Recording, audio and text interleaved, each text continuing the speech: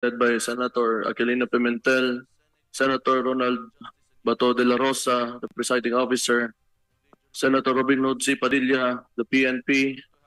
Ladies and gentlemen, mayong hapon sa inyong tanan. On behalf of my fellow Dabaweños, we welcome the Senate Committee on Justice and Human Rights and the Committee on Public Order and Dangerous Drugs to Davao City. We are honored to have our esteemed senators elected by millions of Filipinos here today to help us seek answers and clarity on the recent happenings at the Kingdom of Jesus Christ compound in line with the PNP's implementation of an arrest warrant against specific individuals. On August 24, 2024, at least 2,000 PNP personnel led by General Nicolas Torre III and acting under the directives of PNP Chief General Romel Marbil entered the KOJC compound supposedly to serve an arrest warrant. However, what appears to be an arrest operation has already turned into a siege as PNP personnel have been occupying the said property, private property, without proper authority, raising serious concerns about the legitimacy of the operation. The 13-day operation at the KOJC compound has raised questions from citizens on the integrity and legality of the said operations.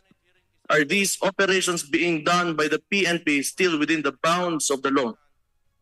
Are the rights of the Filipinos being respected and protected? These are the critical questions that demand answers. The Senate hearing is an opportunity not only for us Dabaweños but for all Filipinos to understand why these events are unfolding in this manner. If the PNP, the very institution that is mandated to uphold the law, is the one who violates it, where can the ordinary citizen turn for justice and protection? Who will defend the rights of those who are powerless? We respect the implementation of any warrant as long as it is within the law and does not trample on the constitutional rights of others. It is our firm belief that the pursuit of justice must never come at the expense of fairness and due process.